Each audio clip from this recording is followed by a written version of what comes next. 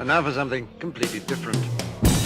Forget everything you've been told by others before. Get ready for the real deal. The full story. Real talk about money, markets, life. Now, it's The Real Investment Show with Lance Roberts. Presented by RIA Advisors.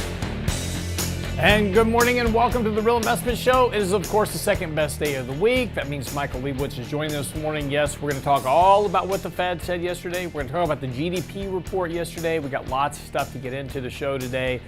Also, Microsoft and Meta, blowout earnings yesterday. Stocks are going to be surging higher this morning on both fronts. So again, that's going to lift the overall market this morning as well.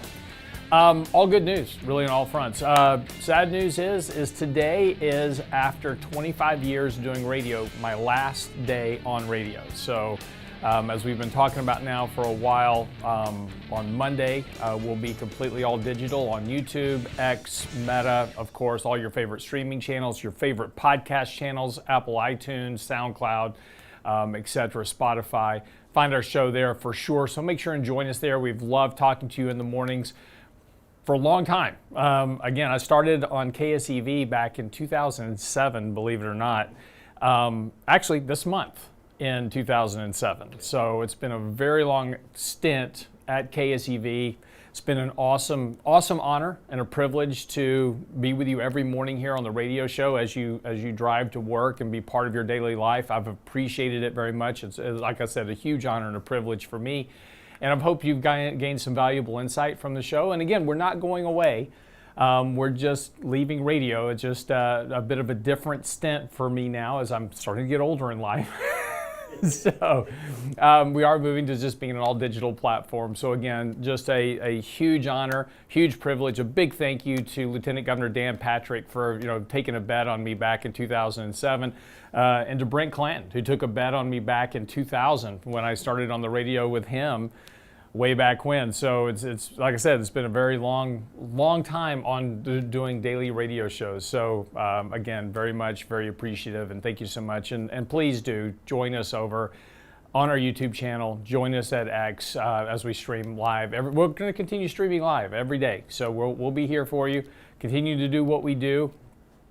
Just in a different format, just being all digital. But again, just wanted to send a bit of thank you to everybody at KCV, Richard Russell, Bonnie English, Lieutenant Governor Dan Patrick, everybody over there that gave me the opportunity. Thank you so very much for all the help and the assistance over all these many years. I've certainly appreciated it, so thank you.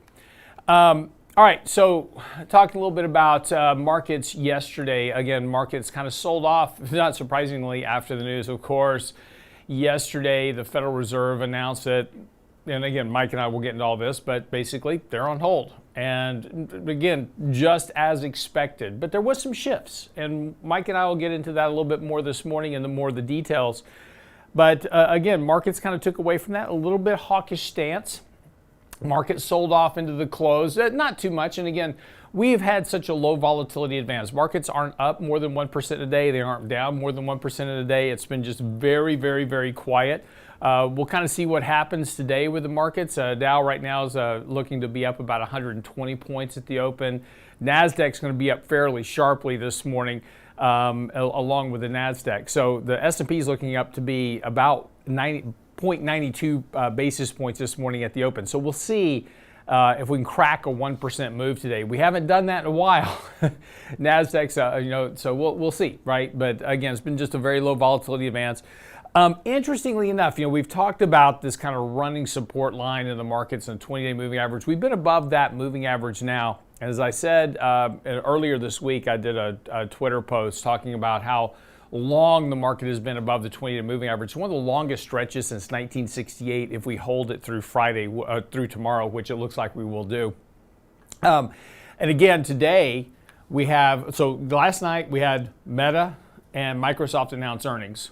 Blowout numbers across the board, revenues growing. The big numbers we said to watch on, though, were CapEx, and they did deliver on CapEx. They are spending a ton of money on CapEx for artificial intelligence. And here's an interesting little side note for that. We wrote an article we've written 2 articles now about how artificial intelligence is going to be a potential cure for the debt and deficit problem Because again, the issue is not just debts and deficits, it's whether or not you're getting economic growth out of it. In the first quarter, and we'll talk a little bit more about GDP here when we get into the first segment of the show, but in the first quarter, AI data center build-outs contributed more to economic growth than personal consumption expenditures. So again, we've talked about before that this spending of this CapEx is not just going into vanish in thin air, it's creating economic activity.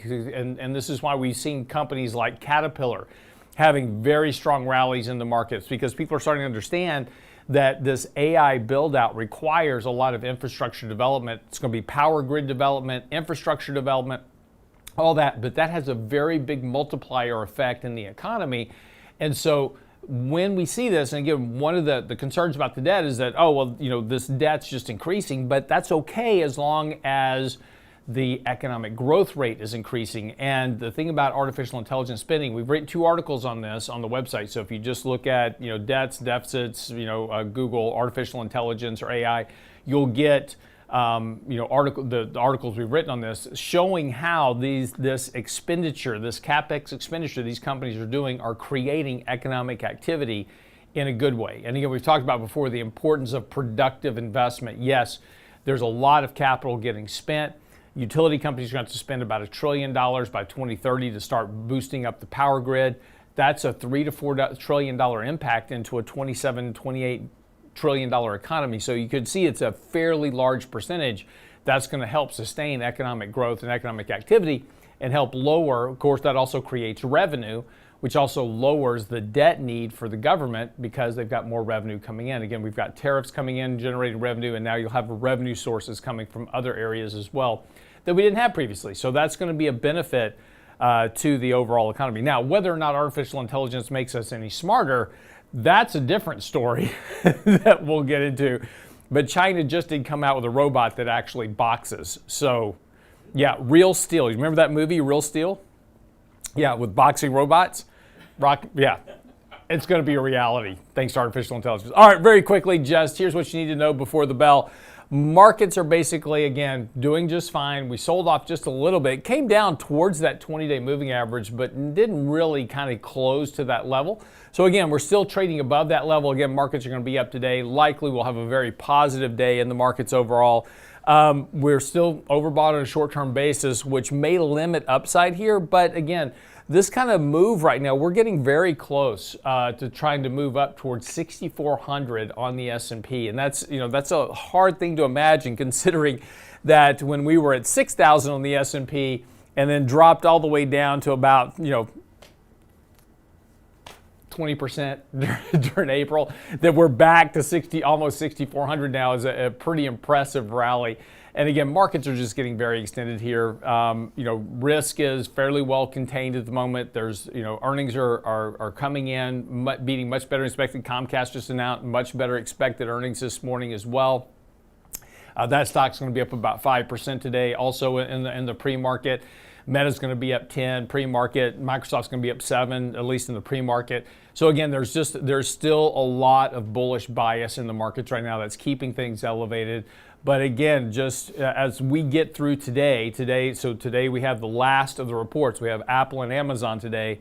There's a risk that if Apple or Amazon misses, that could well draw down, kind of pull back some of this advance tomorrow as we get into the rest of the summer. But as we close out the month today, we're about to move into August, which is seasonally weak. So again, just as we've talked about kind of ad nauseum, and I apologize for that, but it's just where markets are currently trading. Just be careful, be a little bit cautious heading into next month, and particularly September, which tend to be weaker months, even in kind of bullish environments like we're in now. Just historically, that's the case. That's the risk you've got to deal with. So just think about that cautiously as you head into the next couple of months. Doesn't mean get super negative.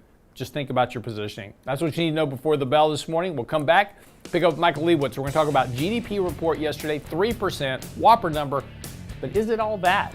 And we'll also talk about the Federal Reserve and what they said. Don't go away.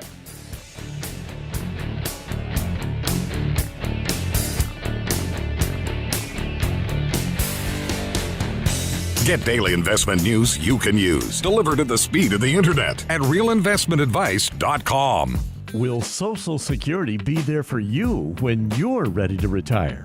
Richard Rosso and Jonathan Penn host our next Candid Coffee on Savvy Social Security Planning, Saturday, August 23rd. When should you apply for Social Security? And how much should you expect to receive? Register today for Savvy Social Security Planning, Saturday, August 23rd. Candid Coffee with Rosso and Penn at realinvestmentadvice.com. Realinvestmentadvice.com. RIA Advisors Research is the envy of the industry. Our economic insights are featured on advisorperspectives.com, Fox Business, and MarketWatch. RIA provides advisors with marketing and back office support, objective research, and holistic, cutting-edge financial planning tools to meet your clients' needs. Want to join a winning team and be part of a fiduciary culture where you can do your best work? Then why haven't you contacted us yet? Go to our confidential advisor hub at realinvestmentadvice.com. RIA Advisors. Big enough where it matters, agile enough when it counts.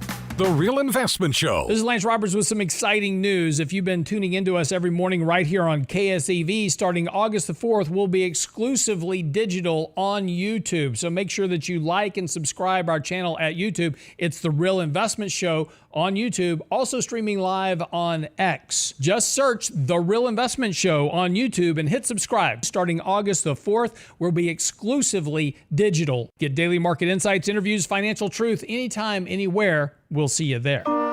And now, another page from the Real Investment Advisors Investing Manifesto. A passive investment portfolio requires active risk management. It's not a choice, it's necessity.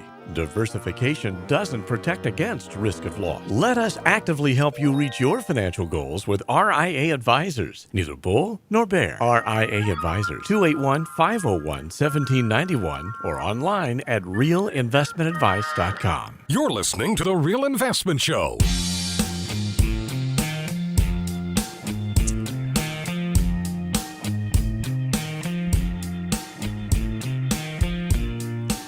And welcome back to the show this morning. Michael Lebowitz joining me this morning, talk all about the Fed and what's kind of going on, with Jerome Powell and the battle between him and the White House and, what the outlook looks like. Before we get into that, Mike, I just wanted to talk a little bit about yesterday's GDP report, which was came in about half a point stronger than expected, came in at 3% GDP versus 2.5%. And there were some interesting numbers inside of that report that kind of goes a long way into talking about what you and I have been discussing about the impact of tariffs and, kind of people's reactions to tariffs and how they act. And it really showed up in yesterday's report. It also really undermines the Fed's premise that tariffs are inflationary. But what's important is to go back to the first quarter to start with and remember that we had a 0.5% negative growth rate in the first quarter. However, if you stripped out all the front running, so companies went out, they spent a ton of money buying products to get ahead of tariffs. And so we had this massive surge in imports. And one of the components, so if you take a look at GDP, it just for you playing the home game, GDP is basically a calculation of personal consumption expenditures, which makes up about 70% of GDP, business investment, government spending, and what's called net exports, which is exports minus imports. So they're looking at, so these are the things that contribute the most to economic growth. So in the first quarter, we had this massive surge of imports, which a huge drag on GDP. And you also had fairly weak personal consumption expenditures, but they were still positive. If you had stripped out the net exports number in the first quarter GDP, it was actually growing at about 1.1%. So it wasn't great, but it wasn't terrible. And Mike and I talked about this on the show. Mike said, hey, what's going to happen in the second quarter is that this is all going to reverse. And he was right. And in the second quarter, what did we see? We saw just the opposite take effect. We had a massive plunge. We had a 30.6% plunge in imports in the second quarter. Why? Because I already bought everything I needed to get ahead of tariffs. So in the second quarter, I didn't need to buy anything. And so what also fell? Well, if I'm not buying anything, what am I also not doing? I'm not investing. So business investment fell. And so when those two fell, that created that massive drop in net exports created this huge surge in GDP, and which is why we got a 3% print yesterday. If you strip out that export number, personal consumption expenditures added about 1% to GDP, about 0.98%. Not great, not terrible, right? But definitely weaker than what you would like to see that contribution to be to GDP. Business investment was also very weak. That subtracted from GDP yesterday because, again, I don't need to invest anything if I've already got plenty of inventory. So if you take a look at the 2 months, we're running GDP at about 1.2% at an annual growth rate right now. That's not fantastic, but it's not recessionary either. So I just thought it was interesting that, the media was really struggling yesterday with that GDP number, trying to blame Trump for something, right? It's like, oh, this GDP report's all his fault. But the GDP report was okay. It wasn't terrible. It also, the GDP deflator, which is the inflation component of the GDP report, came in much weaker than expected. So that whole inflationary surge that was expected still hasn't shown up in the data anywhere across the board at this point. So, but anyway, that was kind of the rundown of the report yesterday. Wasn't great, wasn't terrible, not recessionary. Certainly says the economy is slowing down and probably suggests that the Fed should be cutting rates here. But Mike, your thoughts? Yeah, I agree. I thought so per your point, you have to look at the last 6 months as one. If you try to separate the two, you're either going to be very bullish or very bearish, and you can make a great case for either one. But like Lance said, imports and exports added 4% and they subtracted 4% from GDP in the first quarter, added 4%, almost 5% for both of them in the second quarter. Those numbers are typically below 1%. So it had a massive impact both ways. So the first thing you do when you're looking at exports and imports and they're that outsized is just take them away. And to your point, Lance, you get to like 1.25% growth or something like that. Yeah. The other point is the personal consumption is really slowing down, and that's 70% of the economy is personal consumption. So it tells you the consumer is weak, which we've known. We've seen it in retail sales. We've seen it in sales and earnings from some of the big retailers. We've seen it many different ways. Consumer confidence is weak. But the one that really stood out yesterday was the fixed investments. So they kind of break out the I is investment in the formula, and it's inventories and investment.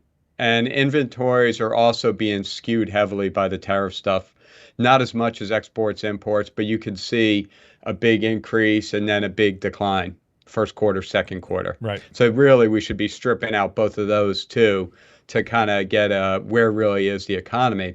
But fixed investments were not up that much, which doesn't make any sense to me, given these companies are telling us how much they're spending on AI data centers. So maybe it's just an anomaly. Maybe the money doesn't get spent. This is money set aside, but they're not spending it till this quarter, next quarter, whatever it may be. But I thought about that too. But Mike, maybe one of the issues is that the way that the government is accounting for GDP isn't capturing this CapEx spending by businesses for AI. But a lot of it is physical spending. Yeah. They're buying chips. They're physically doing stuff. It's not services, which they tend to screw up a little more. Yeah. So, I mean, there are services too, but so it's funny. I looked at the heat map this morning, and today's heat map is it kind of looks like the economy. There's about 10 big bright green boxes. Yeah. So let me guess which ones those are. Actually, Brent, bring up this chart. This is a heat. While you're talking about it, let me have Brent bring up a chart of the heat map this morning so people can see what you're looking at, because it's very obvious. Right. Right. And this is the economy. Right. Let me know once you get it up. Yeah, it's up.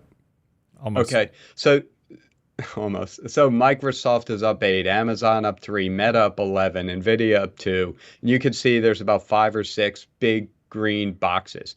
Everything else is a varying shade of red, meaning it's going to open lower. So if you take away those 4 or 5 boxes, this market is lower on a day. And that's the way I kind of feel about the economy. There are some very bright spots of the economy, but there's lots of parts of it that are just very weak. And because of that, we're not getting a recession like we may have, or just very weak growth. It's being supported by these large technology companies the CapEx spending is unbelievable, and into the utilities and the data centers.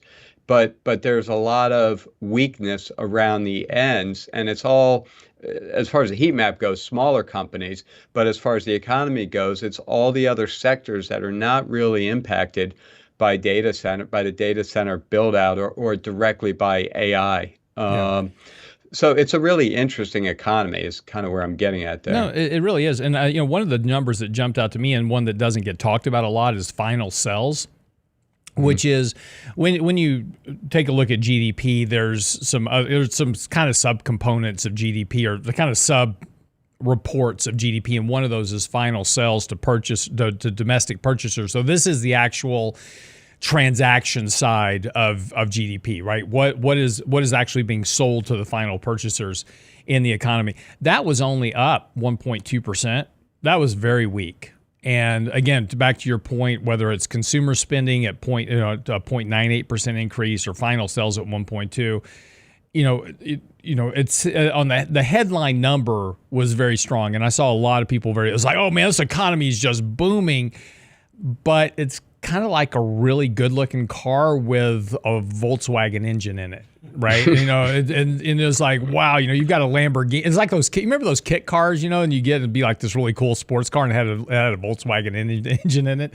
It's kind of like that. It's like the economy looks great on the surface, but internally, it's really starting to show a lot of signs of fracture. And I think that that's going to be really important as we move later in this year, because I'm writing some stuff I'm writing about in this weekend's newsletter is talking about earnings estimates, which have just rocketed back off to the moon. Analysts are expecting massive growth in earnings over the course of the next year and a half. But you've got to have economic growth for that. And there's a very high correlation between personal consumption expenditures and earnings growth.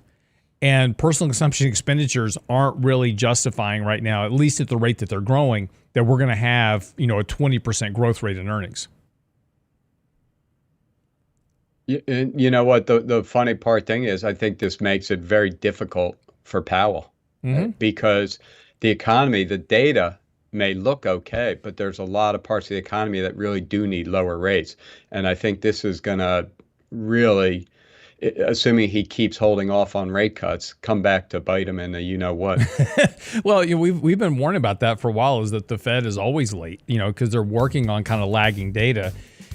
And but that's a great segue into our next segment, which the Fed met yesterday and they did their thing, and the market didn't like it, and we'll talk all about why when we come back with a break with Michael Lebowitz. Make sure to like and subscribe to today's channel, please. It really helps us a lot. We appreciate it. It means a lot to us if you like and subscribe, but that really helps us promote our algorithm. And since we're going all digital, we need all the help we can get from you. So if you can show some love for us today, we'd greatly appreciate it. Hit that like and subscribe button, and we'll be right back after the break.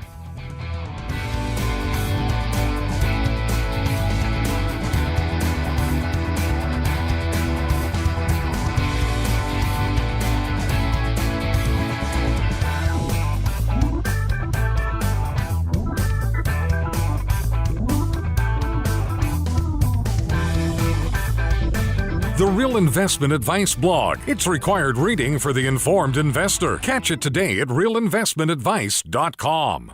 Will Social Security be there for you when you're ready to retire? Richard Rosso and Jonathan Penn host our next Candid Coffee on Savvy Social Security Planning, Saturday, August 23rd. When should you apply for Social Security? And how much should you expect to receive? Register today for Savvy Social Security Planning, Saturday, August 23rd. Candid Coffee with Rosso and Penn at realinvestmentadvice.com. realinvestmentadvice.com. This is Lance Roberts with some exciting news. If you've been tuning into us every morning right here on KSE TV starting August the 4th will be exclusively digital on YouTube. So make sure that you like and subscribe our channel at YouTube. It's The Real Investment Show on YouTube, also streaming live on X. Just search The Real Investment Show on YouTube and hit subscribe. Starting August the 4th, we'll be exclusively digital. Get daily market insights, interviews, financial truth, anytime, anywhere. We'll see you there. The Real Investment Show. Are you a financial advisor sneaking peeks at our stuff? Instead of trying to do it all yourself, why not just join the team at RIA Advisors? Our full-service organization can provide you with the support, unparalleled research, and tools for managing your clients' money and honoring the fiduciary pledge of putting clients' best interests first. Don't take our word for it. Talk to the advisors that work with us. Want to come win with us? Go to our confidential advisor hub at realinvestmentadvice.com. RIA Advisors, big enough where it matters, agile enough when it counts. Can't catch the whole show now? Listen to our podcast later at realinvestmentadvice.com. If Lance dressed up like Danny, maybe his wife would listen to him. No, that is not the case in my household. I actually had this conversation. She wouldn't listen to him anyway. The Real Investment Show podcast. I had this conversation with my wife yesterday. I told her no on something she wanted to do, and she goes, "I'm sorry, I think I misunderstood what you said." Same show, your schedule. You meant, yes, you could do that, right? And I was like, "Yes, honey, that's what I meant." So, yeah. She goes, "I'm going to do what I want to do." I'm like, "Okay." All right, love you. See you. Exactly. At realinvestmentadvice.com. I could wear a tuxedo, and she is not going to listen to what I have to say. Real Investment Show podcasts are now available on iTunes. Listen anyplace, anytime at iTunes.com. If you're working and looking to retire soon, a Medicare special enrollment period is in your future. Understanding Medicare choices, enrollment deadlines, and costs are essential to your overall standard of living in retirement. The wrong choices can cost you thousands in penalties. Make sense of Medicare's alphabet soup with RIA Advisors' online resources and one-on-one partners to help secure the healthcare insurance choice that is right for your lifestyle and budget and avoid gaps in coverage. Click on the insurance tab at realinvestmentadvice.com today. realinvestmentadvice.com. And now, another page from the Real Investment Advisors Investing Manifesto. Bulls win in bull markets. Bears win in bear markets. Eagles soar above and take advantage of opportunity. Let us help you soar as you reach your financial goals with RIA Advisors. Neither bull nor bear. RIA Advisors, 281-501-1791 or online at realinvestmentadvice.com. You're listening to The Real Investment Show.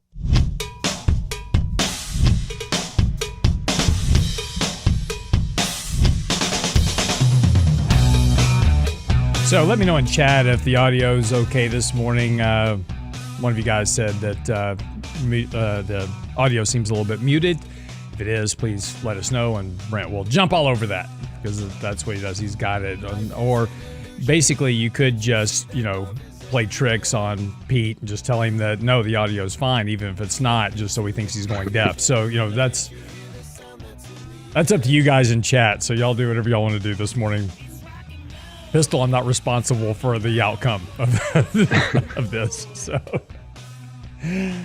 a couple things this morning. Right now, futures on the NASDAQ pointing up about 1.25%. Again, as we said earlier, we've gone through a very long stretch without a move in the market of 1% or more. Now that's in the NASDAQ as well as in the S&P. So we'll see today how this works out. But at least this morning, futures are pointing up fairly sharply, about 60 points on the S&P.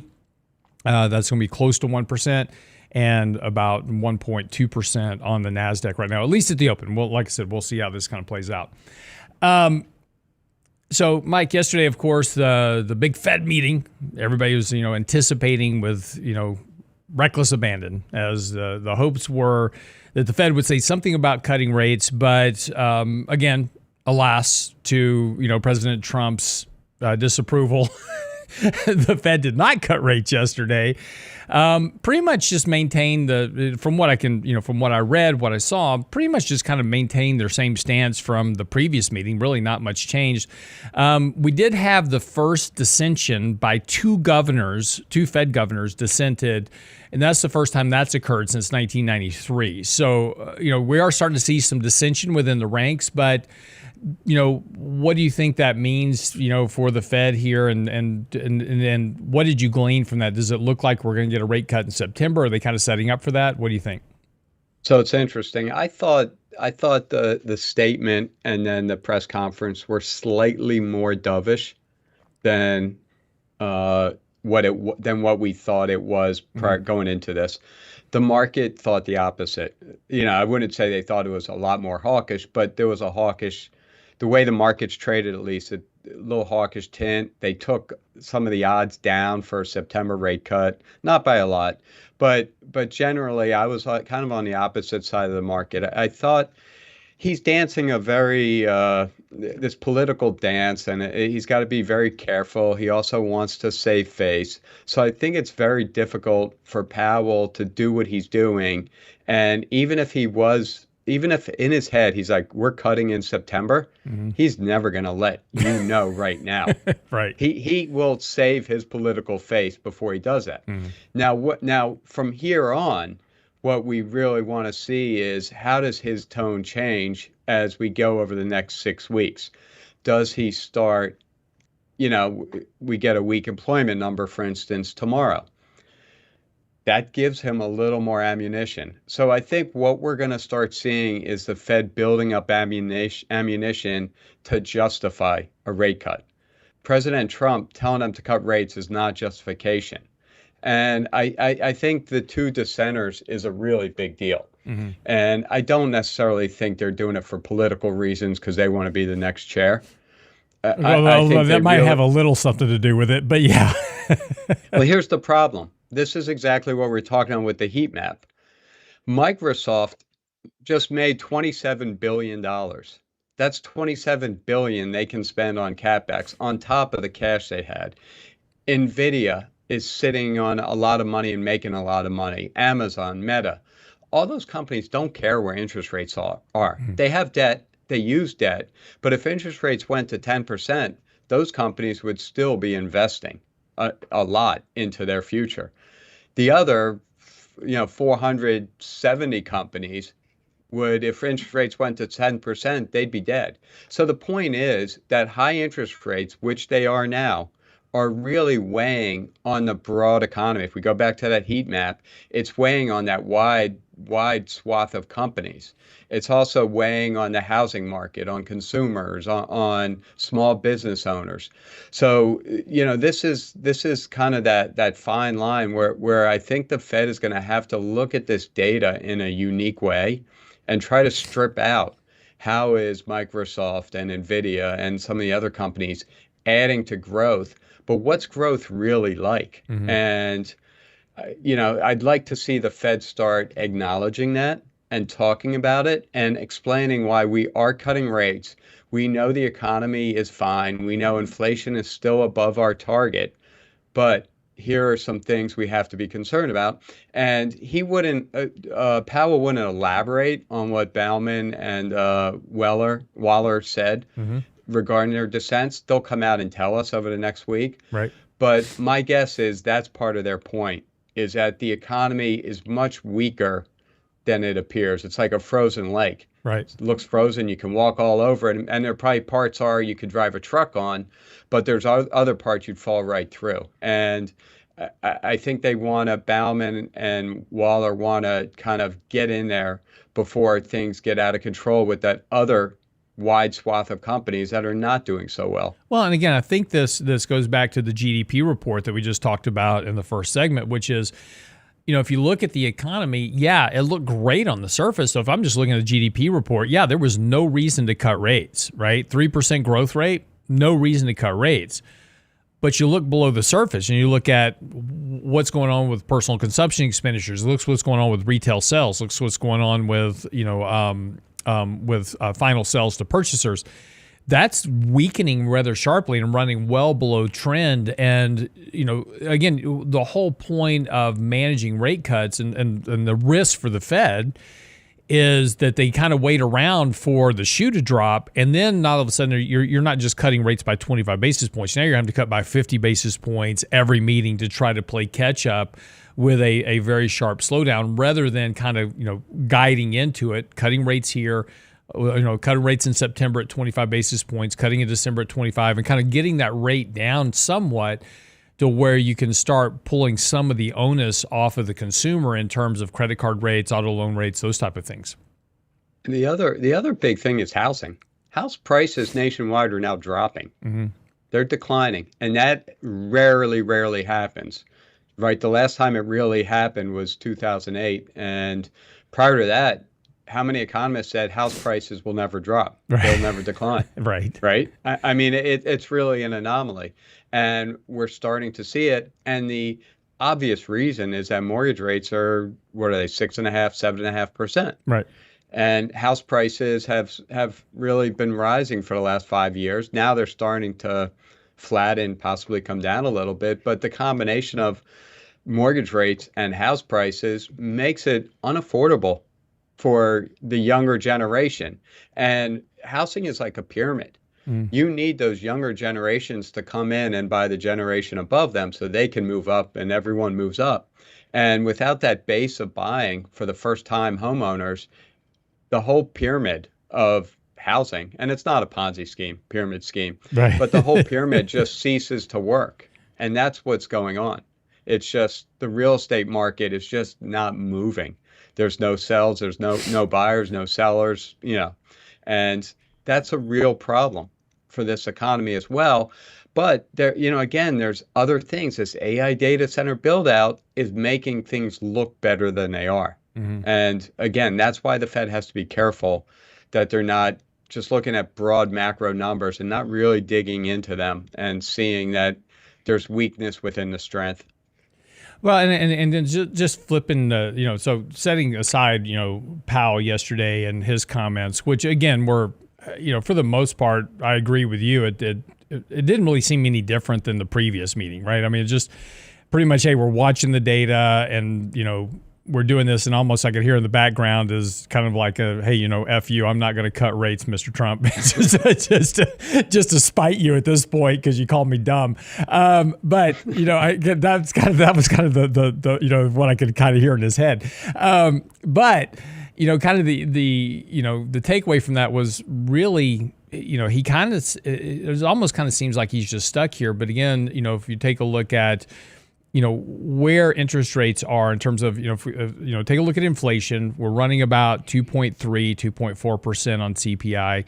Economic growth chugging along now at 1.2% for the year. And so you stick those two together, you're about, 3.6, and we've got interest rates trading at 4.3. So you've got a very big kind of spread right now between where, the Fed funds rate at 4.33% at the mid is trading above where economic growth and inflation is. So, even if you cut rates a bit, the economy is still growing slower than where your rates are. So you're still kind of running rates at a higher level, which is, kind of too tight for this economy. It's going to keep putting pressure, as you said, on homeowners and car buyers and just expenditures in general. Right. And keep in mind that real rates, so interest rates minus inflation, were flat to negative for the last 15 years, except for the last few years. Mm-hmm. So if you just look at inflation, rates are 2% too high. And that's the and Powell talked about it. He said, we are restrictive. I think he said it was moderately restrictive or he used some adjective to describe his restrictiveness. But like they acknowledge that they're being restrictive in order to bring inflation down. But then what's so weird is that the reason that they won't cut rates, the reason that they're worried about inflation is because of tariffs. And then in the same breath, he goes on to tell us that tariffs will not generate inflation. So he, I don't mean it that way, but he thinks whatever they generate will be a couple months. Yep. And then it won't generate persistent inflation. All right. So he's kind of talking out both sides of his mouth. All right. When we come back from the break, we'll talk about Microsoft and Meta, their earnings report, what to do now if you own the stocks, and what to do now if you don't. And we'll talk about that after the break. Don't go away.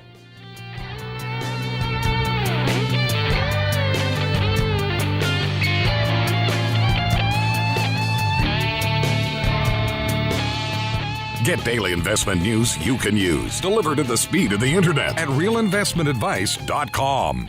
Will Social Security be there for you when you're ready to retire? Richard Rosso and Jonathan Penn host our next Candid Coffee on Savvy Social Security Planning, Saturday, August 23rd. When should you apply for Social Security? And how much should you expect to receive? Register today for Savvy Social Security Planning, Saturday, August 23rd. Candid Coffee with Rosso and Penn at realinvestmentadvice.com. realinvestmentadvice.com. This is Lance Roberts with some exciting news. If you've been tuning into us every morning right here on KSEV, starting August the 4th, we'll be exclusively digital on YouTube. So make sure that you like and subscribe our channel at YouTube. It's The Real Investment Show on YouTube, also streaming live on X. Just search The Real Investment Show on YouTube and hit subscribe. Starting August the 4th, we'll be exclusively digital. Get daily market insights, interviews, financial truth, anytime, anywhere. We'll see you there. The Real Investment Show. RIA Advisors Research is the envy of the industry. Our economic insights are featured on advisorperspectives.com, Fox Business, and MarketWatch. RIA provides advisors with marketing and back office support, objective research, and holistic, cutting-edge financial planning tools to meet your clients' needs. Want to join a winning team and be part of a fiduciary culture where you can do your best work? Then why haven't you contacted us yet? Go to our confidential advisor hub at realinvestmentadvice.com. RIA Advisors. Big enough where it matters, agile enough when it counts. And now, another page from the Real Investment Advisors Investing Manifesto. Manage risk and volatility rather than trying to manage gains. You don't have to be right all the time. Long-term investing success is a 70% gain. Let us help you reach your financial goals with RIA Advisors. Neither bull nor bear. RIA Advisors. 281-501-1791 or online at realinvestmentadvice.com. You're listening to The Real Investment Show.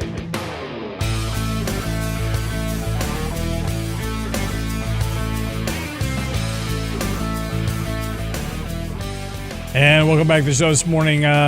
So, Mike, let's talk a little bit about Microsoft and Meta. And, both of them had blowout earnings yesterday. Of course, the bar was fairly low for both these companies to beat earnings. We've had a big reduction in estimates going into the quarter, so the beats weren't really, that surprising. But what everybody was really focused on was, of course, AI spending, and they did not disappoint in terms of how much they're going to spend on CapEx. In the coming year. I posted a piece of analysis on Twitter this morning that just kind of talking about that specifically. Let me see if I can just find it real quick. Yeah, here it is.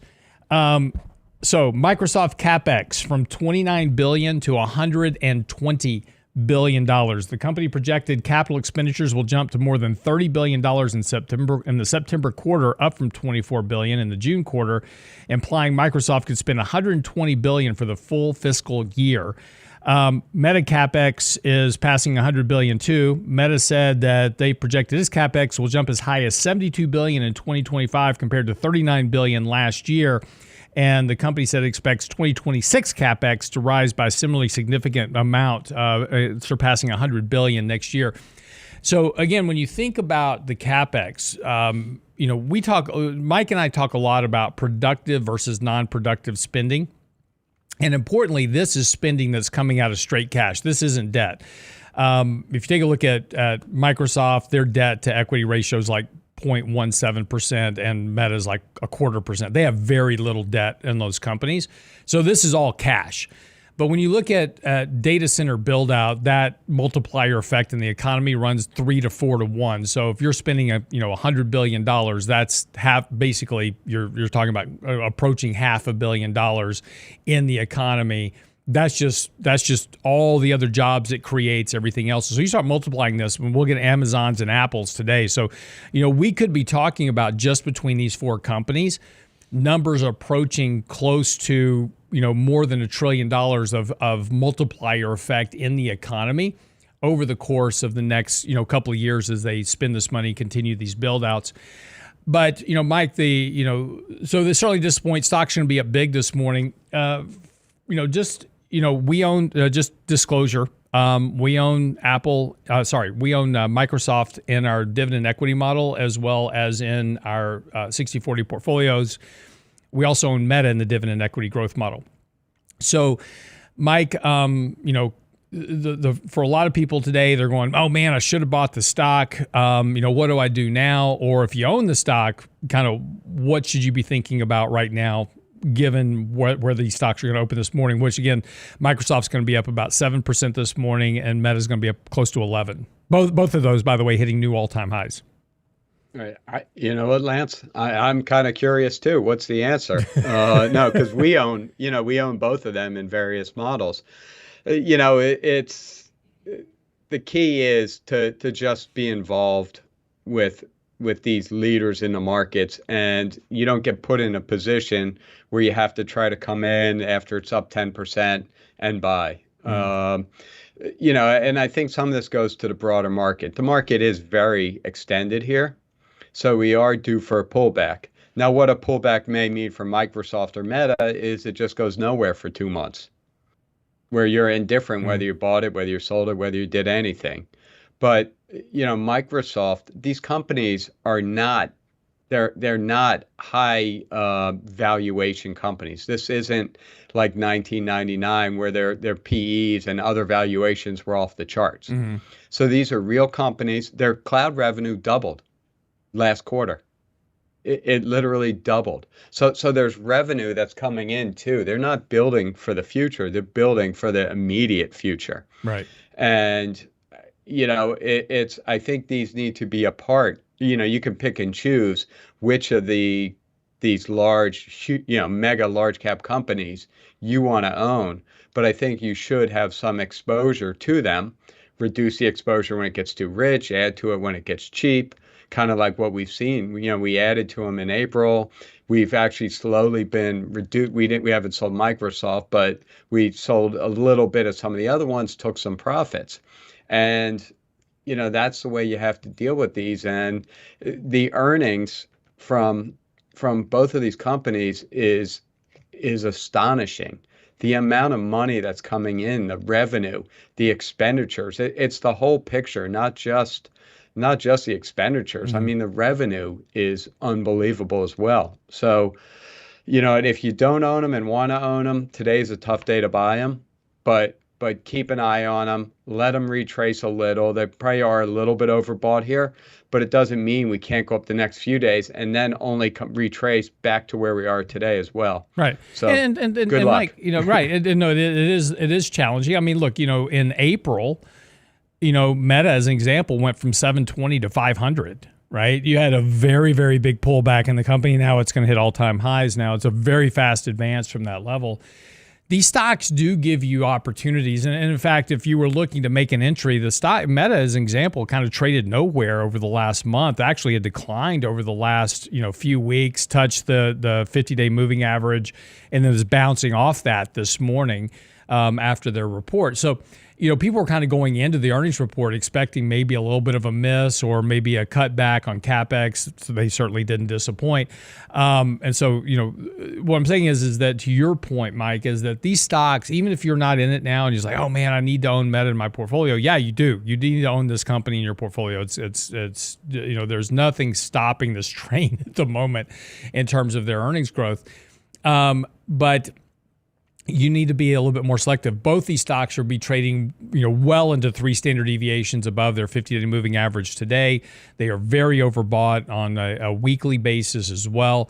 You're going to get either some type of correction or consolidation. And when you do, you don't have to buy your whole position either, right? The one thing that we do in our portfolios is when we find a position we like recently we bought BlackRock and we bought a couple other companies. We start with 1% of the portfolio, right? If I buy a company and I only have 1% in my portfolio and the stock just completely falls apart on me, because I'm trying to buy it on a pullback, right? So I'm waiting for some weakness, but you never know kind of where the bottom is. So I can buy 1% of it, and if it completely falls apart, it doesn't just kill the whole portfolio. But if I buy it and I get my timing right and then the stock starts to improve, then I can start adding 1% to it, add another percent to it later until I get it to the size I want within my portfolio, whether that's 3%, 4%, whatever I want that size to be in the portfolio. I can build into it over time. You don't, one mistake that investors make a lot is they feel like it's just like all in or all out. And that typically, the timing of that is very difficult, right? It's like, hey, I want to buy Meta. So you buy it today and it's like, oh, it's breaking out to new all-time highs. And if you buy something on new all-time highs, it'll go higher. Typically, that's the case. But, when you have big moves in stocks, kind of breakout moves, they typically retrace back to where the breakout was. So again, you kind of look at where Meta is today. It's very likely that, you get a pullback here to 720-ish on the stock. Stock's going to open at 775 today. So, it's not a huge pullback, but that's enough to work off some of the overbought condition, retest previous resistance, turn that into support, give you a better entry point, and then the stock kind of keeps going up from there. Same thing for Microsoft. Microsoft's very overbought, breaking out to new highs, but the same type of analysis, there as well. So again, fundamentally, these companies are just killing it. Sure, you can make an argument that they're expensive on a valuation basis right now, but that's what is the argument for NVIDIA over the last 4 years. And the stock continues to grow into that valuation over time. And Meta and Microsoft are doing exactly the same thing. That valuation is expensive, but for right now, and again, this could change in the future, but for right now, those stocks continue to grow into their valuations based on where the revenue generation is coming from in terms of cloud services, AI, artificial intelligence products that are getting sold. ChatGPT, OpenAI has 720 million active users right now paying money for artificial intelligence. So again, there was this whole big concern by I think AI is a fad thing, going back to kind of the internet's a fad, and they can't really make money with it. These companies are proving you wrong, that they can make money with AI, and this is only the early stages of what is yet to come. Mike? And we found this out with SimpleVisor. As we're building out our AI capabilities, we have to buy space on computers in the data centers. And it's not overly expensive, but every time we do something, it's costing money that's going to these companies. And, SimpleVisor's nothing in the scale of this economy. So you start thinking about like these big companies and them converting to AI, and it must be a huge amount of money they're spending to build out their capabilities. So it's huge. The other thought is kind of a little bit change of topic here, but since April, high beta stocks, not the Magnificent Seven, have been in charge. These are companies with low profitability, and just the growth in the stock prices has been enormous. Yeah, high short interest.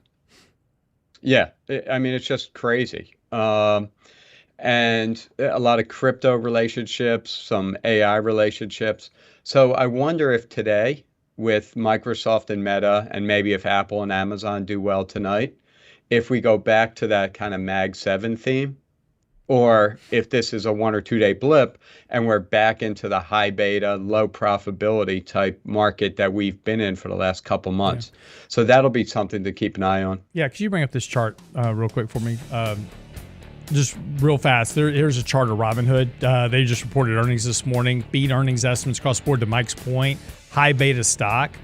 The stock is actually trading down about 1% this morning, but this thing has just it's up 400% from where it was in April.